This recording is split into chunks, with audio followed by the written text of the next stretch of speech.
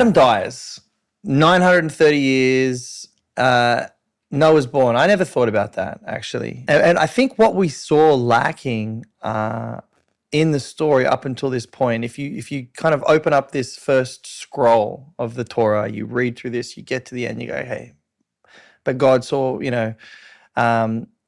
God saw Noah. What's the line? No, but Noah had favor in his eyes, right? So Noah has favor in God's eyes.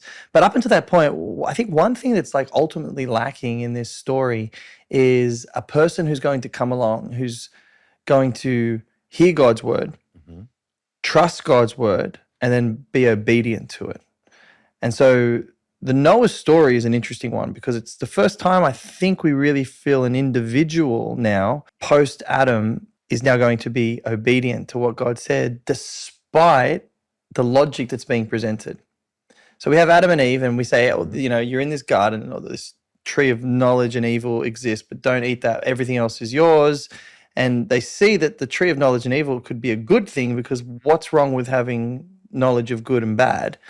And they do what God commands them not to do. And now we're going to see a flip of that. Now we're going to see a Noah where God's going to ask him to do something quite bizarre, and he's going to do it. Right? Which is build a giant ark, a boat in the middle of nowhere where there's no sea, no ocean, and you're not going to be, and you're not even going to build a rudder or anything like that for this ark. It's literally going to be a flotation device. So there's an interesting dichotomy in ancient Jewish tradition. Is Noah a hero or maybe less than a hero? What do I mean? So on the one hand, Noah's building this boat. Like you said, it's in the middle of nowhere. People almost thought he was crazy, right? Why is he doing it? Because God says, build a boat. He builds a boat. Obedience to God. Doesn't ask questions. Doesn't ask questions. And in that respect, it really is a direct response to Adam and Eve, right? They're given a command and it's a logical command, and they spend their whole time asking questions, and eventually they outthink themselves. Like they think themselves into disobedience. Along comes Noah. He's given what seems like a nonsensical command and is obedient to it.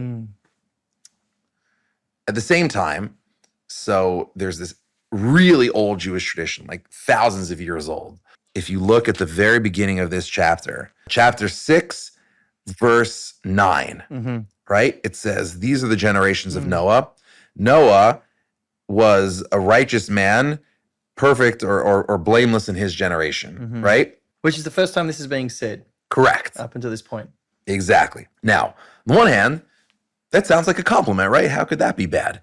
But ancient Jewish tradition, again, it's like we said in the last episode, there's no wasted words in the Bible. And if it sounds like there are, there's a reason for it. So this is one of those words that the tradition picks up, and it says bedorotav, which means in his generation, right? Noah was righteous in his generation. So does that mean that Noah's generation was bad and Noah was the most righteous of all of them? Or does it mean that Noah was righteous for his generation, right? It's a very different statement. Yeah. Like, he was fine. Hanging around a group of people doing drugs and I'm not doing drugs. It's like, well, Nate's a pretty good guy based on the company. Exactly. Right. I'm a good looking guy unless, Yeah. So the tradition says Noah was righteous for his generation. Had he lived, however, in the generation of Abraham, he wouldn't have been as righteous. What's the comparison? Because think about the two of those stories. So Noah's sitting there building an ark, obedience to God. It's amazing.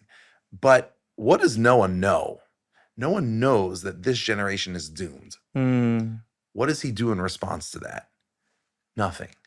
He doesn't talk to anybody. He doesn't say repent. He's not even like, forget Jonah, who's like cranky about it. He's not even cranky Jonah going around being like, repent. Like, I don't care, but like repent, right?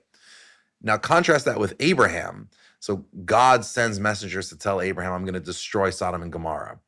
And what does Abraham do? He could have done the same thing that Noah does, just build an ark and be safe from it. Not my problem. Yeah. Not my problem. What Abraham does is he beseeches God. He even yells at God. He says, how can you claim to be a righteous God and destroy people who don't deserve it? And of course they deserve it, but Abraham has to be there and be like, maybe there are 50 righteous people in the city. There aren't. Maybe there are 40, maybe there are 30. So like Abraham sees evil around him and well, let me back up. Noah sees evil around him and tries to escape it. Abraham sees evil around him and tries to repair it. Those are two different things. Okay. So it's another way to think about it, right? Because on the one hand, you're totally right. Noah's teaching us obedience, and for the first time, blind obedience. Yeah, which is a difficult obedience. I think. Correct. It's easy to. I think it's much easier for Adam and Eve in their scenario to be told not to do something because of the consequence. So God was pretty clear with that. Now God's saying, "Hey, I want you to build an ark without any reasoning or logic behind it." And you have to be kind of blindly obedient. So it's like the test has now been elevated in some sense in God's story, where it's like, okay, if humanity's not going to follow my instructions, now I'm going to follow my do not do. Now I'm going to see if maybe Noah's going to follow do. This is the path. This is what I want you to do. So a different strategy from God with Noah. You know what that makes me think of? So, because I love the idea of blind obedience, the idea of just trust in God. How does this story emphasize that? Okay, so we keep saying Noah's building an ark. How many times in people's lives, like just think about people listening to this, how many times in your life have you seen an ark? What even is an ark, right? We only know what an ark is because that's what we call Noah's boat, right? It's a boat. It's a huge boat, okay? The biblical Hebrew word that the Bible uses to describe what Noah's building is a teva. Okay, so that word teva we translate as boat, as ark, whatever it is. That word actually appears in one other context in the Bible. One other context. It's at the very beginning of Exodus, right? It's the beginning of chapter 2. What's the story of Moses being born? So yes, of course. Right? So when Moses is born, Pharaoh had decreed that all of the Israelite children should be drowned in the river. But his mother has him and hides him. And eventually when she can't hide him any longer, what does she do? If you look in verse 3, right? Exodus 2, verse 3. I'm actually so curious what it says in your English. 2, verse 3. Let's give you the English version. Okay, Exodus 2, verse 3 says... But when she could no longer hide him, she took a basket of papyrus reeds, coated it with tar and pitch, put the child inside and laid him in the reeds by the bank of the Nile. So that word basket, you know what that word is in Hebrew? It's teva. Teva. It's the only other time in the Bible it's used.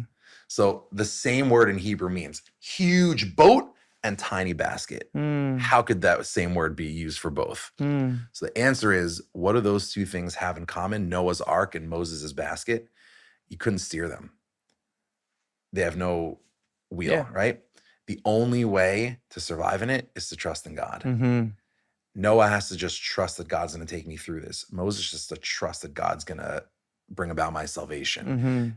There are teva moments in your life where you just have to understand that you're putting yourself in a vessel that can't steer. And that's when you have to rely on God. And something's going to happen. Yeah, exactly. It's not like you're just going in the basket and everything is, the basket experience, but what happens outside of that basket is really what you're being saved from. Yeah. And both, Noah and Moses had they not gone into their specific ark, would have faced the same consequences those around them. Moses being a Hebrew child in Egypt would have been killed potentially, and Moses being swept away with the flood. What's interesting about the flood is that it also points to another reality, that the shortfall and the sin of man has now brought on the consequences not only to man, and not only as Adam and the descendants of Adam died, but the whole earth is now facing the consequence of sin. The whole earth is flooded now. Yep. And in essence, the flood, in a lot of ways, if you think of it as a universal flood, is God now taking us all the way back to the very beginning of the Genesis story, where it says, in the beginning, God created the heavens and the earth was formless and void, and the spirit of God was hovering over the deep, the abyss. Water was going to flood the earth again. All that you would be able to see is water.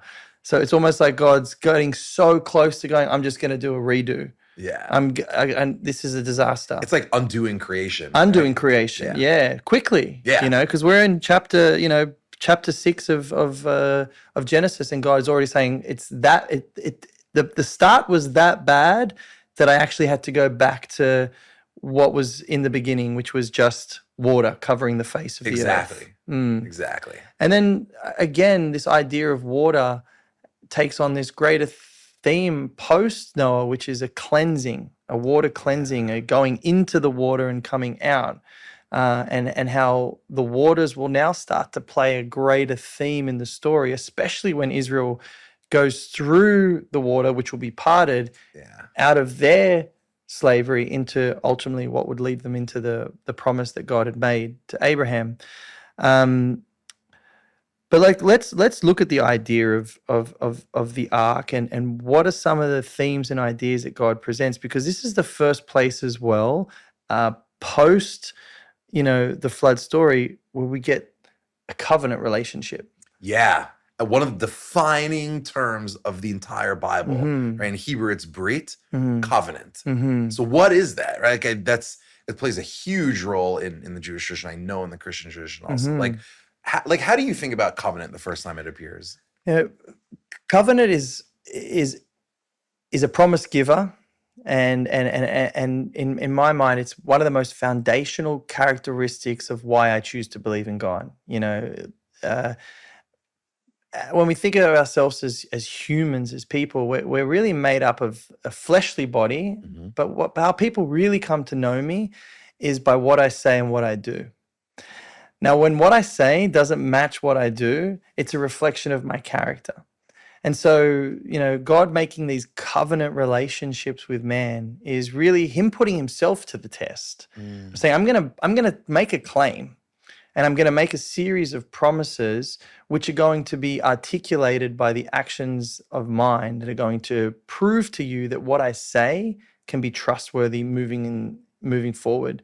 It's why when a man and a woman come together, they're supposed to have a covenant relationship, till death do us part, which is ultimately like, no matter what happens, no matter what goes on around us, the circumstances around us, this is my word, this is what I'm sticking to. And I see that as something that God wants to establish very, very early on, not only with the nation of Israel, but more so with humanity, because, Noah the first covenant really is this new Adam. Right. And so we have this picture of the old Adam. Okay, you've died, you failed, day one, whatever we call it.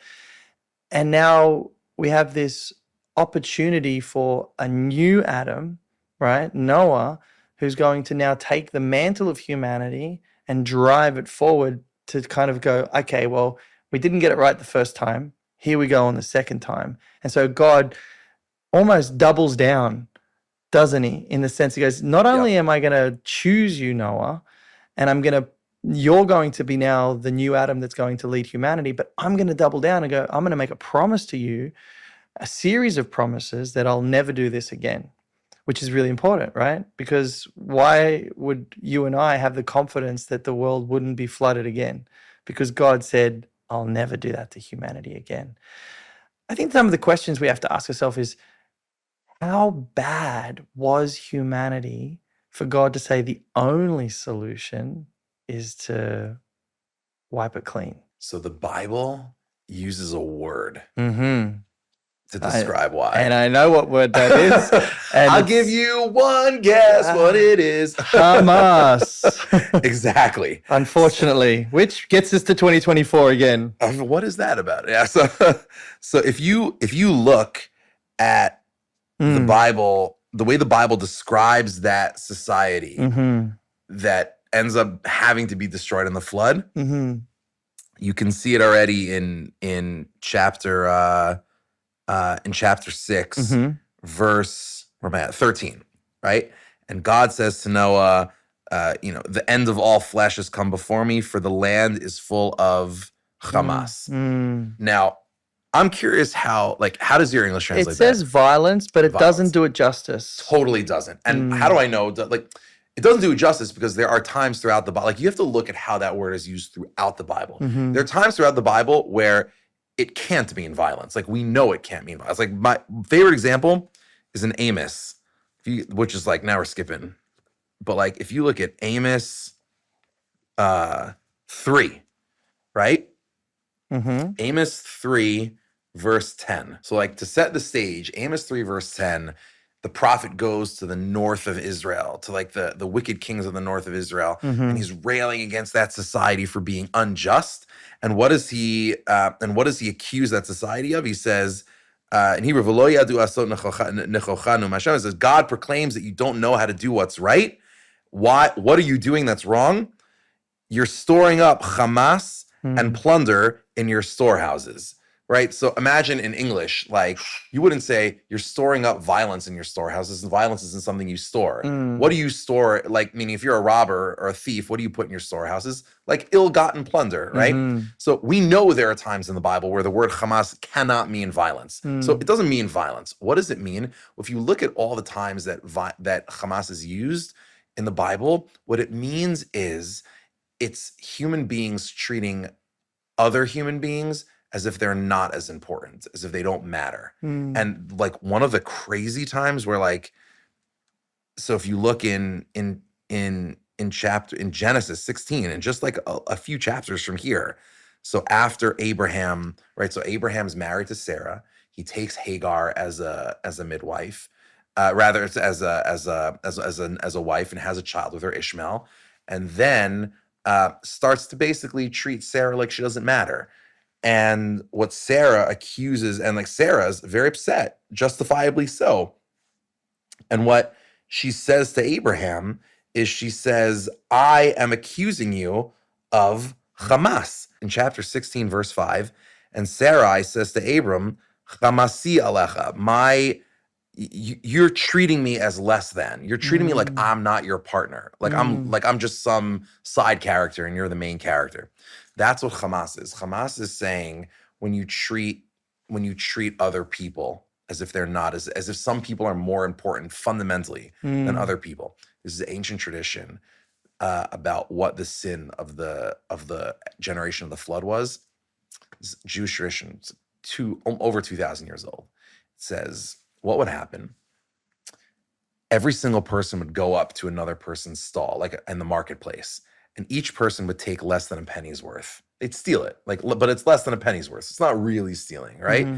And hundreds of people a day would do that. And by the time everyone was done, the person would have nothing left and would be ruined.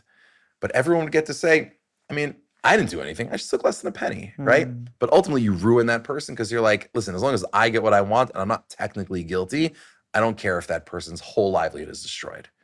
And so the sin of the flood, and the reason why God says this cannot continue is because the whole point of creation is for human beings to realize that we are all equal before God. We're all created in the divine image. That's the point of creation. We're not like, we don't have natural rulers and natural slaves and natural kings and natural subjects. We're all equal.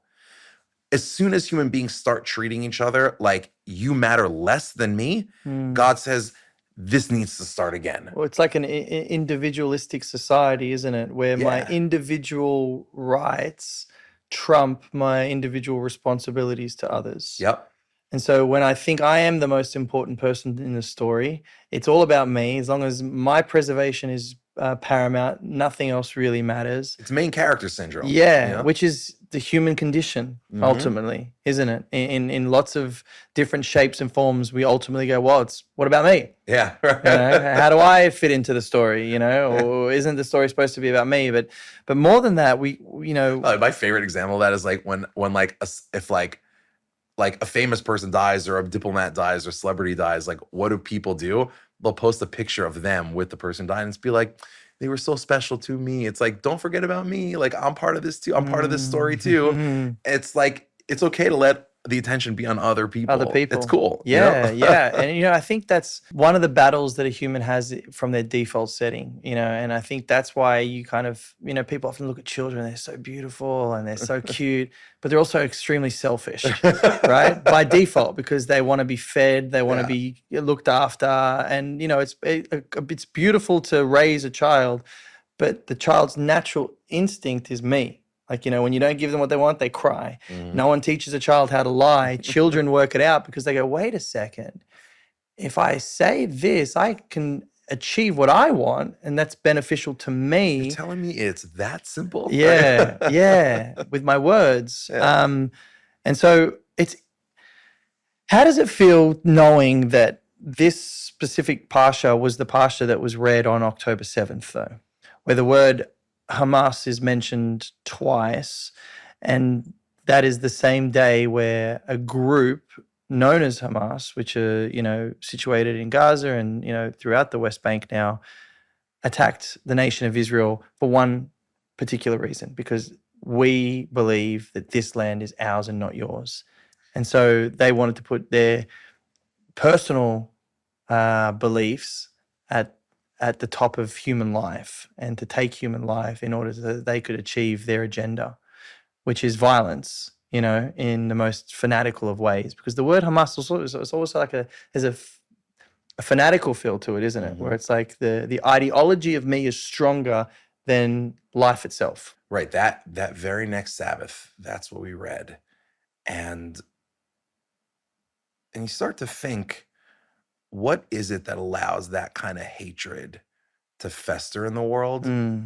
It's the Hamas of the flood. It's that sense that the people who live in this land, live in God's chosen land, matter less than us. We're going to treat them like animals. We're going to kill them like animals, rape them like animals, burn them like animals. Because at the end of the day, they're not real humans. They're less than. They're less than us, yes. They're just Jews, right? Really, who cares?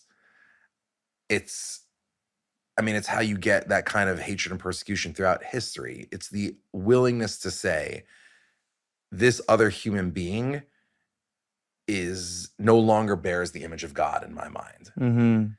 And it's the celebration of that violence that really amplifies the idea of Hamas in my mind. Yeah. It's not just the violence, but it's the, it's a cult of death. It's the cult of death, and it's on their mind. It says here that, then Adonai saw that the wickedness of humankind was great on the earth, and that every inclination of their thoughts, of their hearts, was only ever evil all the time. It's as if someone's entire purpose of their existence has now been focused on destroying another human being to satisfy that desire and that need. That, in my mind, is what represents Hamas, or, it's where my individual desire has now trumped your intrinsic value as a human being, which I think I can stamp out. And I should stamp out, because then I'll get what I want. And so chillingly, that's what happened on October 7th. And we see that the Torah and the Parsha readings. Now, for people who don't understand, explain to people how a reading of the Torah works every single week. Oh, yeah. Because that's really important. Yeah. This is not a coincidence. So, if you've only, let's say you've only read the New Testament, right? So you've read the Gospels, you've read Acts, you've read the letters of Paul. So you'll remember that people are going around to synagogues preaching, and they're hearing the law read, right? What does that mean? Why are people reading the law in the synagogues? So for thousands and thousands of years, all the way back to at least Ezra, as in the book of Ezra, the Israelites have this tradition, and the Jews have this tradition, that you're actually constantly reading the first 5 books of the Bible, the books of Moses, Genesis, Exodus, Leviticus, Numbers, Deuteronomy. You're reading those on a cycle every single year, and they're broken up into portions, right? The Hebrew word which you use is parashah, right? They're broken up into parshiot.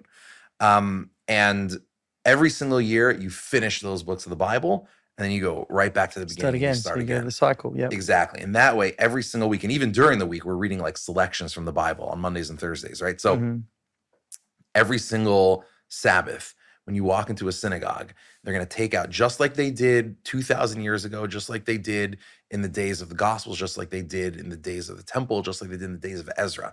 They're going to take out a scroll exactly as they made it back then, written exactly as it was back then with a quill and pen. And they're going to read, and you're going to see someone read from the scriptures exactly as they've done for thousands of years. And there's great significance in thinking about what portion of because it's been on this cycle for literally thousands of years. It's been this cycle. There's 52 pastures or something like that then, or? I think so. Yeah. So break them up. 12 in Genesis, 10-ish. Sometimes you double up, right? Okay, sometimes you double up. Okay. Right, but like 10-ish in Exodus. Right. Right? But yeah, essentially that. There's great significance to thinking about on this historical event, what was the portion that God had ordained to fall out on that week. And it's never a mistake. Like the fact that we're reading about Hamas, the Sabbath right after that massacre, is not an accident. And it's an alarm. It's a warning. It's somehow a way of God telling his people to wake up and realize that everything that has been written, everything that has been done, and everything that will come has already been foretold. I am sovereign. I am in control. But will you believe that I'm in control? Because again, that's a perfect moment where the world looks like it's out of control when violent groups are capable of doing such horrific things. And I think even with Noah's story, you could look at the people, or you could look at Noah's life, and Noah, I'm sure with his family on that ark, would look around seeing humanity being wiped off the map. And I'm sure there was a moment in Noah's life where he was like, are you sure you're in control? Because what's next? Like, it's bad. God didn't say that the water's going to go down, everything's going to be fine. There's no mention of that. You're going on an ark, and I guess to Noah's knowledge and to what Torah reveals to us is that's it. Yeah. You know, like, I'm going to take two of every kind. And you could see Noah gets nervous because he's constantly sending birds out of the ark. Like, can you check if it's gone? Yeah. Because he's not sure. He doesn't know if it's going to ever be gone. This might be the rest of humanity just sitting on this boat, right? He had to trust. And the tragedy of Noah's story is, you know, I don't think it would have been such an easy life. Probably hearing people knocking on the ark doors, trying to get into this ark, but it's too late. Yeah. And so what does the story of Noah present to us? That the consequence of Hamas, wickedness, will come. And when it does, not all are going to have the freedom to be in the ark because you didn't make the choices at the specific time, or necessarily, you know, you're not in this part of the story where salvation actually comes to you, because the ark represents a salvation from the destruction of sin.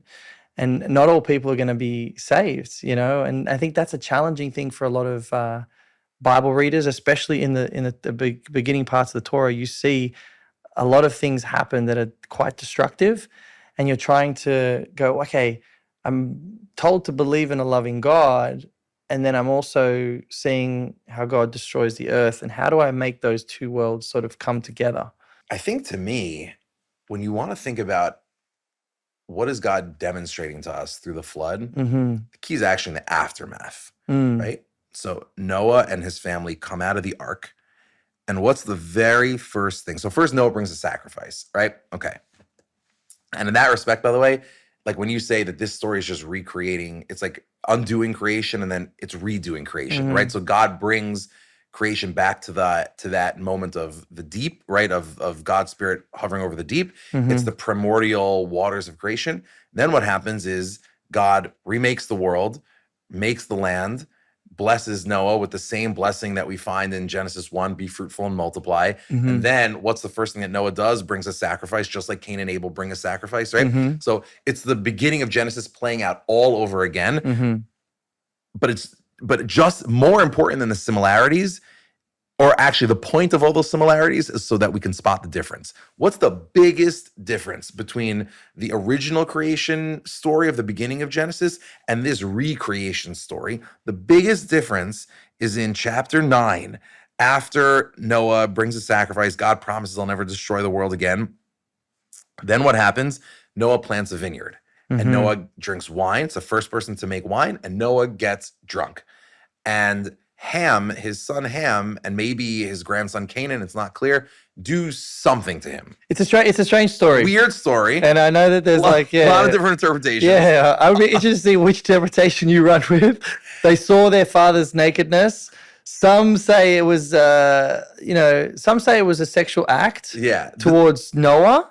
Others say it might be a sexual act towards Noah's wife, because we also know that in the law, a man's nakedness is his partner. Right. Where do you go with this? So the options are, he saw him naked and humiliated him. Mm-hmm. Option number 2, based on the biblical Hebrew usage, could be that he sleeps with Noah's wife. Mm-hmm. Another option, on the basis of some of the other biblical Hebrew usage, is he castrated him. It's not clear what happened. And there are lots of arguments in favor of all three of those things. My personal opinion is that the Bible deliberately leaves it ambiguous, because the point is not how bad the sin is. The point is actually Noah's reaction to the sin. Because what happens? So think about it. If we're thinking this is just the creation narrative and the beginning of the world all over again, and the Bible does this all the time. We're used to the dramatic beats: chaos, creation and order, human sin, divine punishment, right?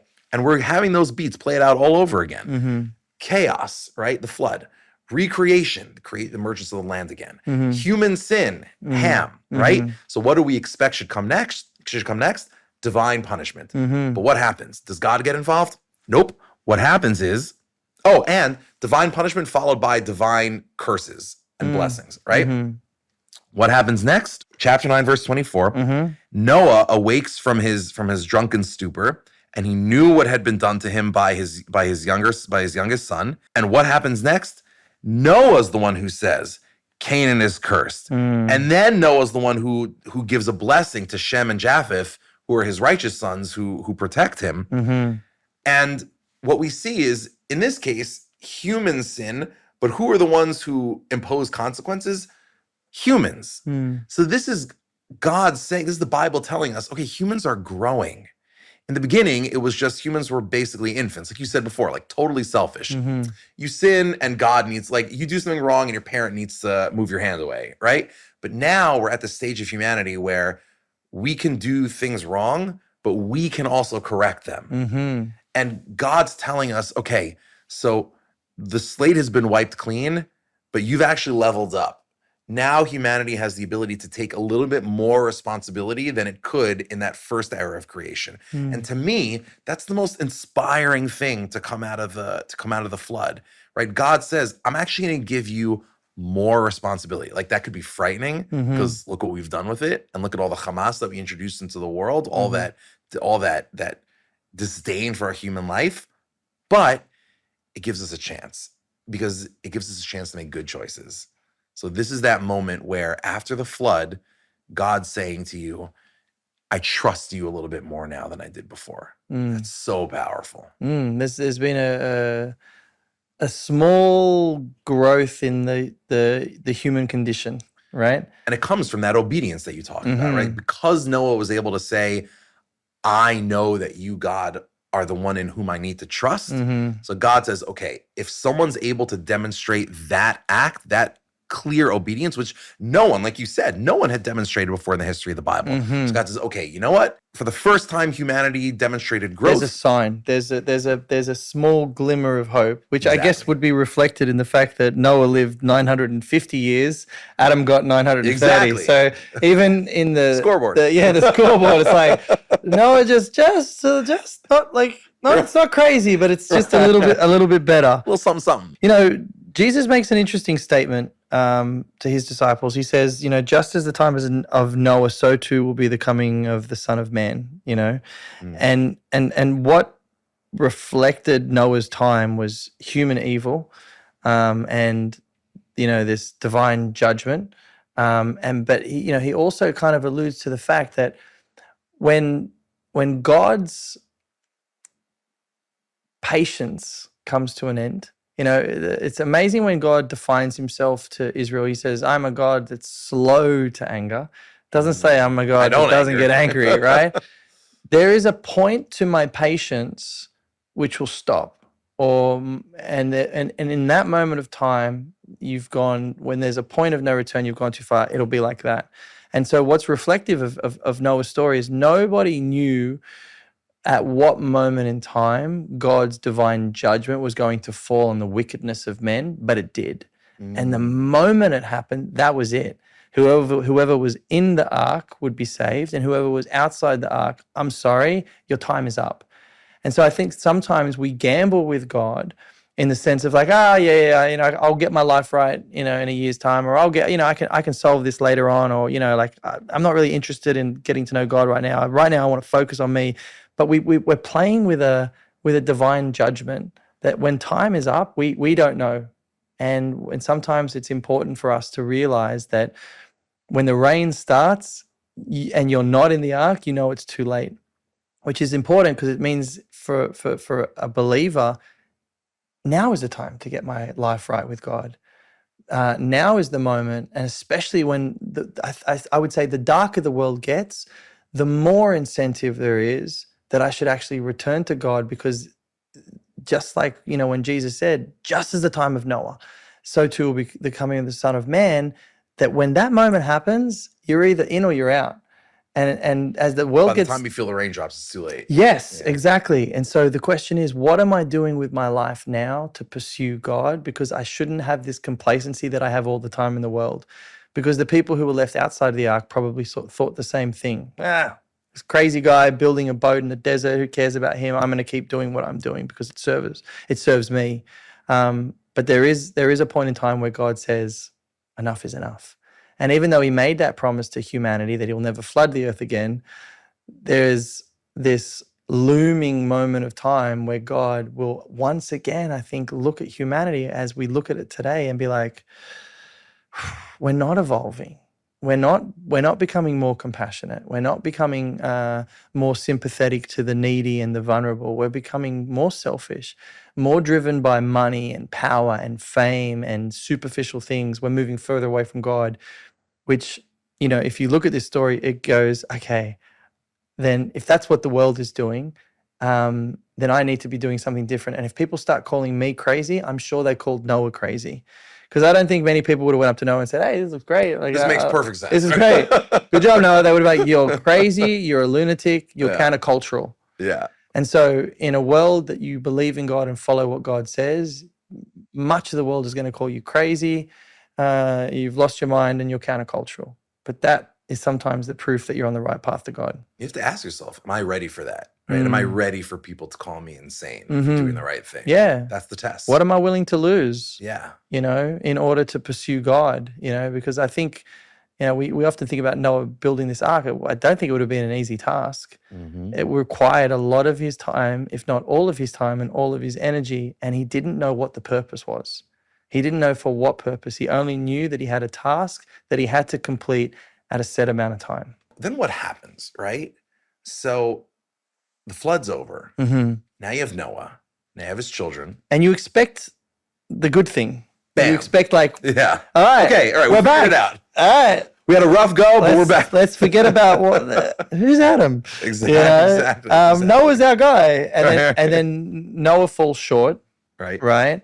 But also, interestingly enough, he's described as someone who walks with God before the flood. And then he's described as a man of the earth after the flood. Something's different. That is what it sounds like, right? Meaning, because it's similar to how Cain is described, a man of the field, right? I wonder about that. Like, I really do wonder about that. Meaning, where is... the truth is, here's one way to think about it. Noah gets drunk. That's the first thing he does when he gets out of the ark. Why? And why is he described as like a man of the earth, right? There seems to be something low about Noah in this moment. And there's sometimes, I don't know if I'm right about this. I'm just going to put it out there. There's a part of me that reads this narrative and you see, it's like I said earlier, Noah's building this ark, blind obedience to God. And he's looking at everybody around him and he sees, listen, they're horrible. They're condemned to death. I'll survive. We'll start again. And I feel like Noah might have convinced himself, there's nothing I can do to help these people. They're so bad. I can't save them. Then he gets out of the ark and he brings a sacrifice to God, and he had no reason to expect that God would do anything other than accept it. I mean, when was the last time someone brought a sacrifice? Abel. Abel brought a sacrifice. It says God accepted it, and that was it. It doesn't say anything to Abel afterwards. Noah brings a sacrifice. And what does God say? The first thing that God says after he brings a sacrifice is, if you look in chapter 8, verse 21, it says, God smelled the sweet smell of the sacrifice. And he said, you know what? This Noah guy is behaving so well, I'm never going to destroy the world again. And what does God spend the entire next chapter talking about? Is how because Noah did something, the future is going to be different. I'm going to change things. What does Noah realize in that moment? He says, oh my God, if I had acted differently, maybe if I had brought a sacrifice before the flood, maybe if I had gone out and said something to the people around me, maybe if I had tried to help, maybe I could have changed things. And he realizes he failed. Like, I could have helped. I could have saved people. And when he fails at it, that's when he gets drunk. He says, I just don't even want to think anymore. And he's like in mourning, right?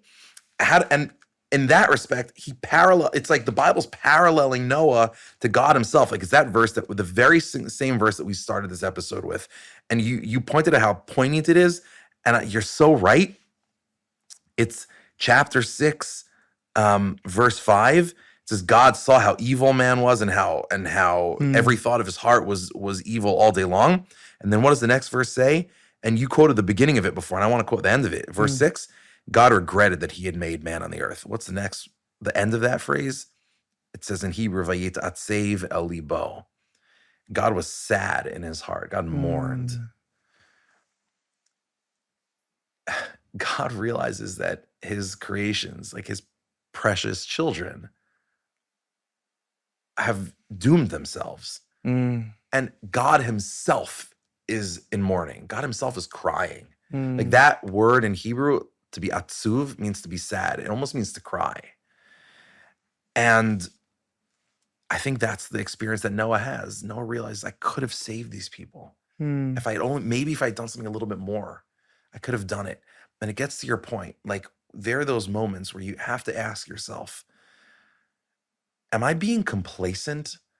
Can I do a little bit more to make this world better? Can I make a choice during my day that actually adds light to this world, goodness to it, justice to it, godliness to it? What are those small choices I can make during the day that maybe could bring people a little bit closer to God, maybe bring God a little bit closer to this world? What choices can I make? I think that's what Noah realizes in that moment. So maybe I could have done more. And we also see with God that his natural tendency is to want to bless us. Yes. He wants to bless us. He wants us to be, fruitful and multiply and enjoy his good creation. And the thing that gets in our way is ourselves and our sin. And it's impossible for God to bless the sin or the sinner, because then it would go against his very character and nature. So he's constantly looking for people to choose that path in order to bless them. And we take away our own blessing by choosing our own sin. I find it interesting that, the generational nature of the story now, we start to see, Noah curses Ham and Canaan. Canaan, right? And Canaan will ultimately become the Canaanites. That's right. And the Canaanites will be the people group that will be dwelling in the land before the Israelites are called to go and possess it. And I think it's fascinating that before that moment happens, Moses reminds the children of Israel who have come out of slavery in Egypt, he says, do not think that you're getting the land because of your righteousness.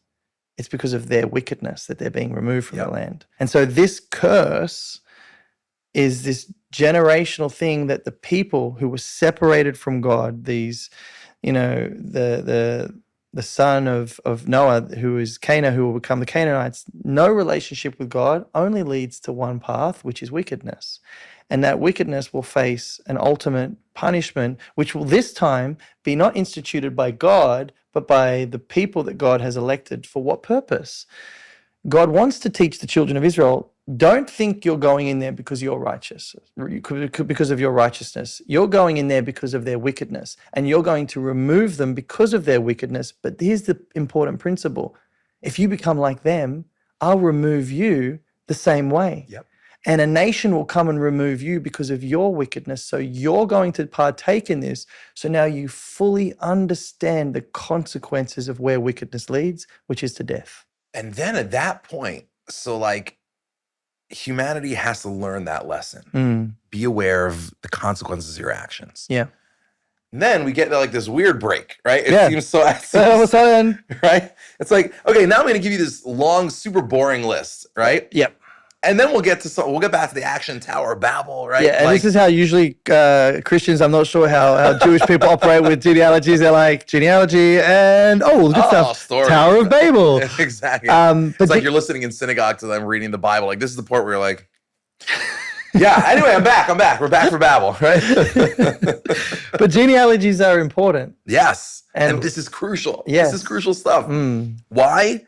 Because there's a mystery here, right? Think about it. Like, just to cheat a little bit, if you skip ahead to the Tower of Babel, if you skip ahead to chapter 11, the famous beginning for the story of Babel, right? It's Tower of Babel. It begins with verse 1, in Hebrew, Vayhi kol haaretz safa achat udvarim achadim, and the whole world spoke one language, one tongue, right? So you're like, okay, everyone speaks this, we know the story, everyone speaks the same language, they build a tower, God destroys it, and mixes up everybody's languages. That's how we get multiple languages. That would be straightforward, except for the fact that if you look in the previous, that's chapter 11.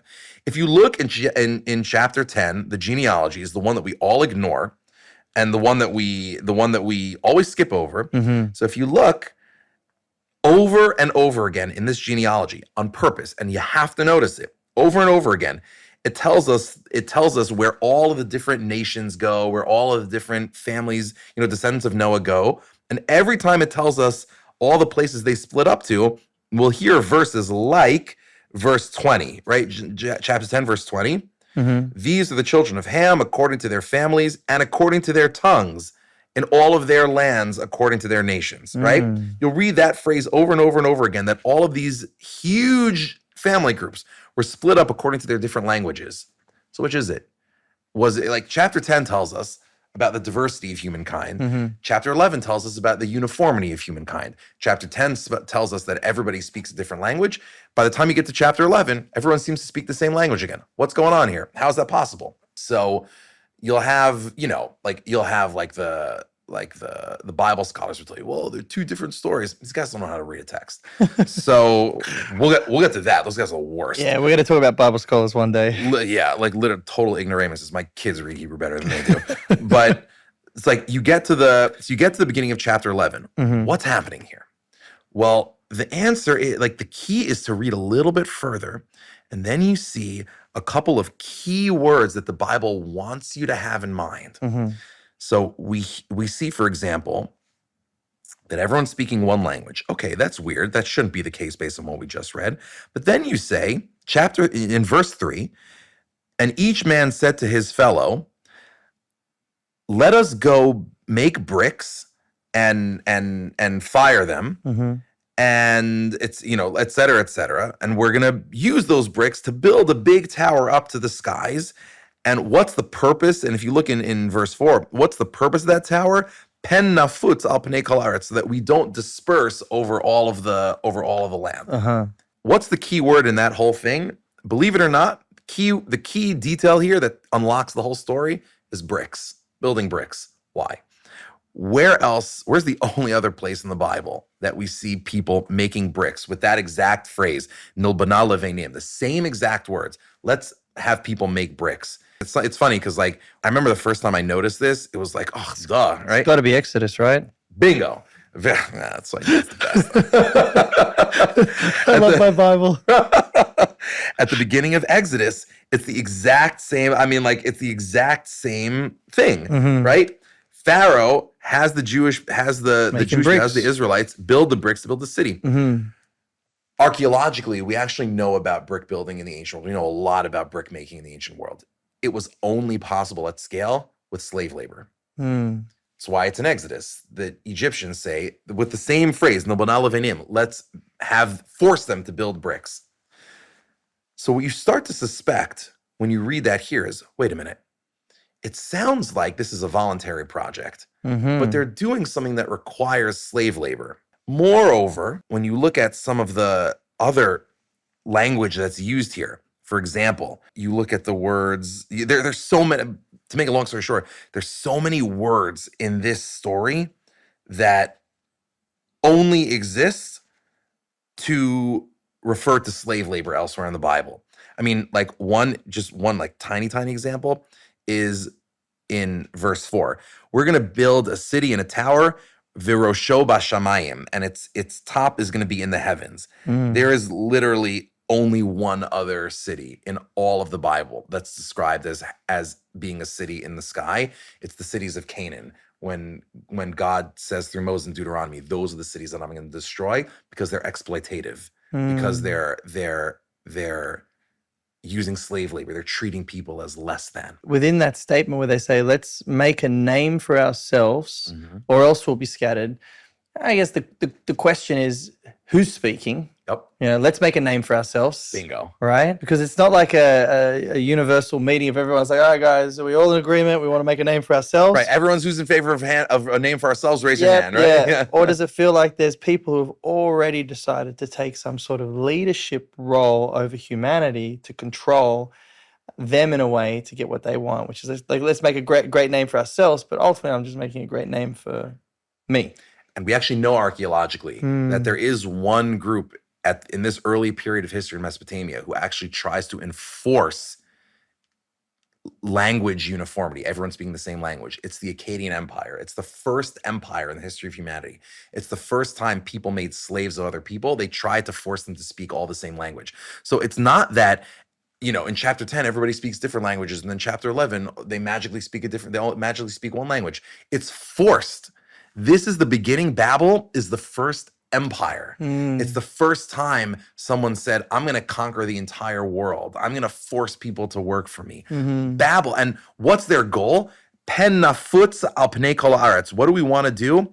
It's not just that we want to be famous. Those words mean lest we spread out throughout the word. That exact same phrase, literally the exact same phrase, echoes in chapter 9,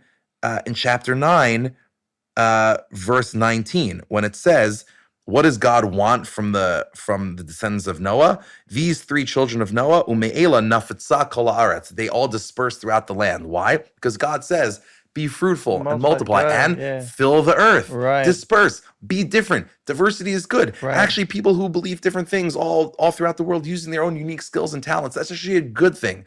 Babel's mistake is Babel says everyone has to be the same. Everybody has to respect the overlords at the top. And if that requires cruelty to enforce, then cruelty it's going to be. Babel is the first society in history that says we're going to use violence to destroy vibrancy. I mean, like, it gets back to the... And it's the false presentation of this is good for you because it's good for us. Exactly. Right? Exactly. And so it's like, we want you to be uniform, not unique. And we want you to be united for our benefit, not for your own. And think about over the course of your life, like, how do you treat relationships with other people, right? So whether it's a friendship, whether it's like a romantic relationship, is that person a means to an end for me? Is it a source of pleasure, a source of financial gain? Am I just using this person transactionally? That's Babel. Or am I saying, how can I add to your life just like I'm hoping you'll add to my life? How can we complete each other? Yeah, it's the counterfeit relationship to God, isn't it? Where it's like, we have a relationship with God which goes both ways. I give, I receive, and we share. But this is the counterfeit relationship, is where you're going to give, but you're not really going to get anything back, and you're going to be trapped and confined into the boundaries of what we say. And so God comes down and he sees what's going on, and he decides he must intervene again, and which will ultimately lead us into the story of Abraham. Yep. Which I love because, in this specific chapter of Genesis, we hear that we're going to make a great name for ourselves. This is man's like, we don't need a God. We can build, we can create, we can do whatever we want without you, and we're going to do it our way, and we're going to make a great name for ourselves. And then in the next chapter, we find God making a very unique promise to Abraham, saying, I'm going to make you a great name. I'm going to be the one who's going to give you a name. Beautiful. It's going to come from me, not from you. And so again, we go back to what I spoke about earlier. God wants to bless, and it's his character and nature to bless. But again, it's human pride and ego and selfishness which gets in the way of his ultimate blessings, which are a true blessing, not the false blessing. Because this looks, if you read it on surface value, it's like, oh, this is great. We're all coming together. We're united. And yet we're being controlled, and we're being put in a way that we're going against the will of God and not for the will of God. And it's a false unity, right? Like, it's not a real unity. If one person at the top is forcing everybody else to do his or her bidding, it's not a real unity. That's slavery.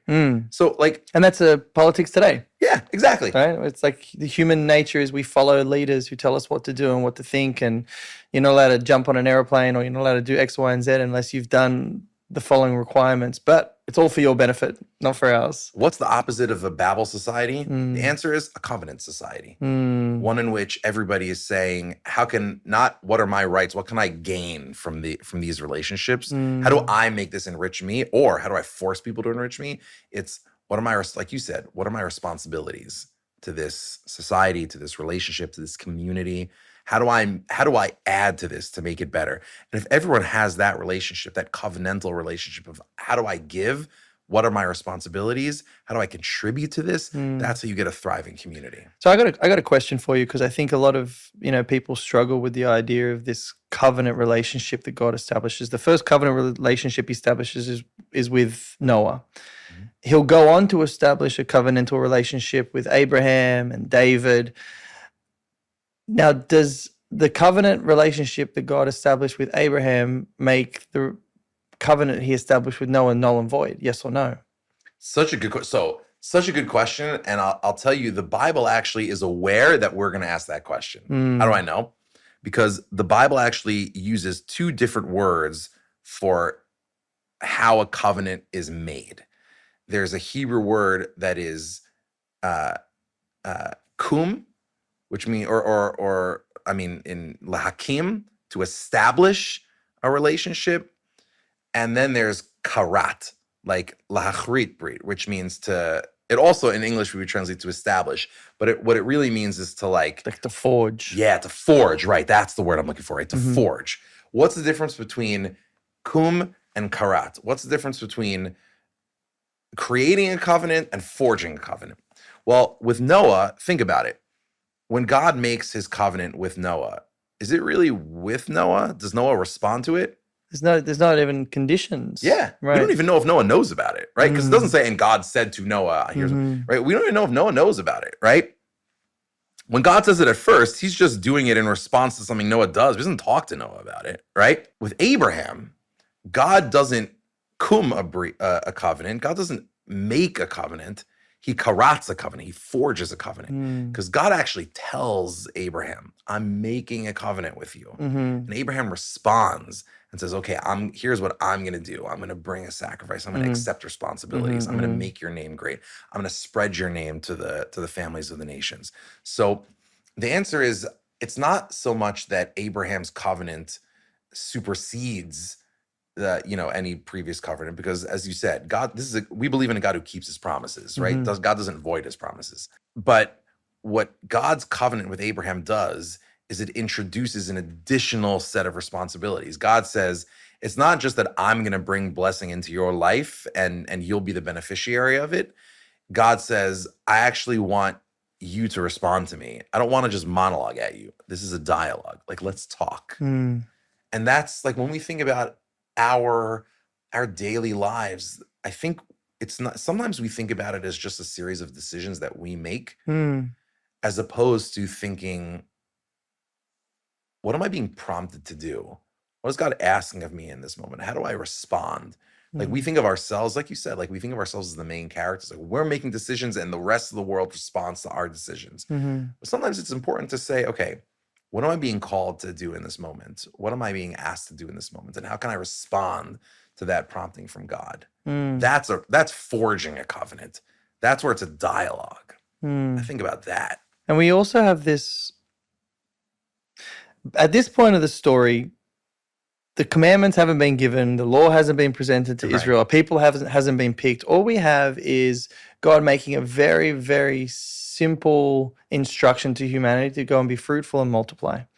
So thinking about that, you're like, okay, I have one job. Right. One job, which seems pretty simple. Be fruitful, multiply. Anything that's not fruitful, anything that's subtractive would be a negative and going against God's will.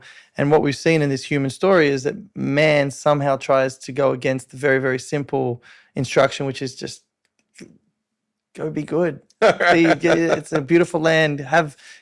Find love, have children, be kind, don't steal, don't steal, but don't kill ultimately, because that would be the opposite of multiplication. And humans consistently fail, and it almost seems like by the story of the Tower of Babel, they've gotten to a place where they're trying to push God out of the story. Like, we're good. We don't need you. We got this. Thanks for dropping by. And then all of a sudden we get to chapter 11, verse 10, where we go back to another Toledot. Yep. Is that how I say it correctly? That's right. Toledot. Generations. There we go. We go back to another generations, but this time it's Shem. And the other thing that I appreciate about these genealogies that get presented, sometimes people kind of skip over, is every single generation has a path and matters to God. It's not just like, God just didn't start the story with Abraham. There was a series of people that God was aware of. He knew them by name, and their stories matter because their stories get us to a place where we're actually going to go into a deeper understanding of who God is through the entire human story. And so these genealogies kind of set us, okay, well, what did I learn about God from Adam and Eve? And what did I learn about God through the Noah story? And when we get to this next genealogy, it's almost like God saying, and now there's another piece of the puzzle that I want you to understand about who I am. Yes, I've just made one covenant, but I'm about to give you another one, and I'm about to bring you in deeper into my presence through my engagement now with just one single man. And I think that's really powerful because, unlike any other figure throughout the Torah and the Tanakh, when you think about Moses and the prophets and Adam, there's only one person where God refers to him as my friend. You know who that is? My friend. Yeah. Who is it? Abraham. Yeah. Yeah, Abraham is my friend, which now you get this idea of this is not just a relationship. Like, I don't have relation with God. There's an opportunity that's about to be opened up in the next portion of this Parsha, which is I can have a friendship with God. The relationship is developing. Yeah. And so when we look at the story, God starts off with creation, and we get to like 30,000 feet with the Tower of Babel. And we're looking down at all of humanity now at 30,000 feet. And you'd think to yourself, okay, this is yet again another disaster. And then God goes, now we're going to zone in on one person. And that one person is now going to shift the story in a direction that you weren't expecting. God didn't choose to sit all of the people of Babel down and say, guys, you're not getting it. He's like, I'm gonna turn this whole story on its head, and now I'm going to find one man. And that one man I'm going to build a friendship with that is going to challenge your very understanding of my divine nature. I think that also the interesting thing is, and like, we'll get to, Abraham and Sarah when we talk in the, next episode. Mm-hmm. But you're right. Like, we're leaving behind that universal, like that universalistic part of the Bible, which, by the way, is weird because, like, if you think about the entire like Greek philosophical tradition, right? It's Plato. It's, specific things don't matter. Only big, huge universal truths matter. The Bible is actually the opposite. The Bible says we're going to start with the universal, with Adam and Eve, all of humanity, the image of God. We're going to pan in slowly until we're just looking at one family, and we're going to follow them. So I think like we'll have to talk about the import of that. But I guess my question for you is, as we leave behind this much larger, like wide angle lens part of the Bible, what's the takeaway from this? Here's the biggest takeaway for me. You can fall into the trap of reading this story and you get lost in tracking humanity. Stop for a second. Yes. And actually track God. Yes. Because again, we get into this conversation, we're like, but Noah, but Adam. But when do we actually go, but God? Because when you start seeing the real story, which is the glory of who the creator of the universe is through our brokenness, the story is about him, not man's failure, but his ability to overcome our failure, then I think the story actually starts to become so much more engaging. Don't focus on like, Noah got this right, or, Ham did this wrong, but rather, what is God doing in response to our fallen nature, and how is he moving the needle so that we can ultimately get to a place, because I think this text and this book is all about one reality. Who is God? Who is he?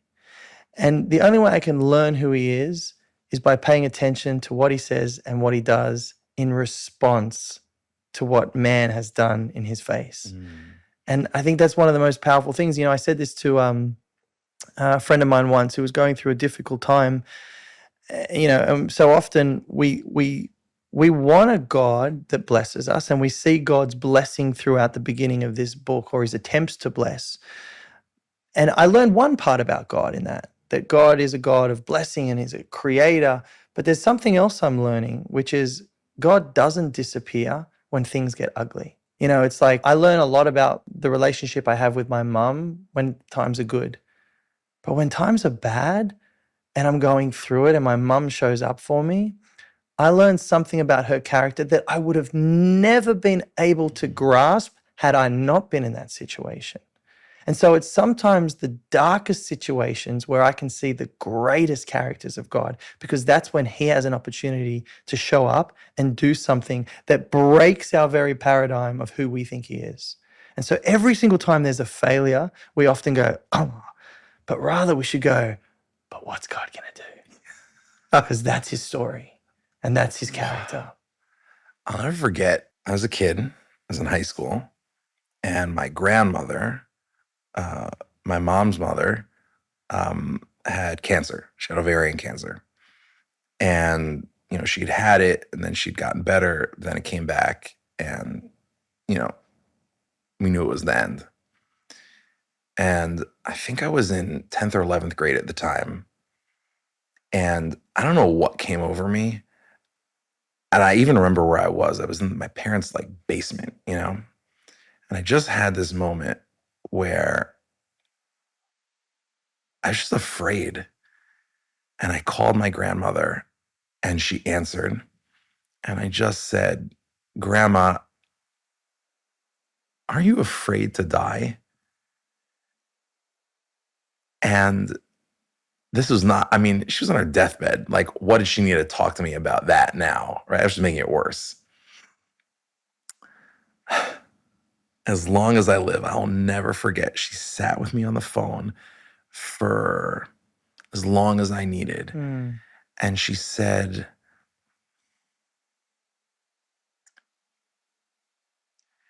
"I'm not afraid because I know where I'm going." And in that moment, I realized, on the one hand, there's there can't be real true fear where God treads. But in order to get to that place where you have that faith, that actually requires heroism. Imagine your body about to expire. You're leaving your children behind, your grandchildren behind. You're never going to see them grow up. She didn't get to meet my wife. But imagine knowing in that moment that there's somewhere better than I'm going. That's what this beginning part of the Bible is about. Human beings come and go. And while we're here, we make really important choices. But at the end of the day, you're right. we have to remember that if we're just monologuing, then it's all just a Shakespeare play. And it doesn't matter because eventually credits are going to roll. Yep. But there's actually someone talking back. And it's that conversation that makes this short, fleeting world worth it. And perfect love casts out all fear, and it's, the question is, where does that perfect love come from?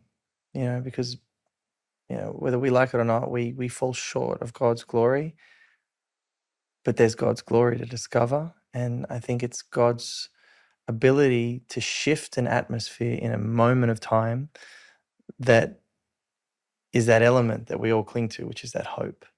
And that hope only exists when you accept the reality that God is at play.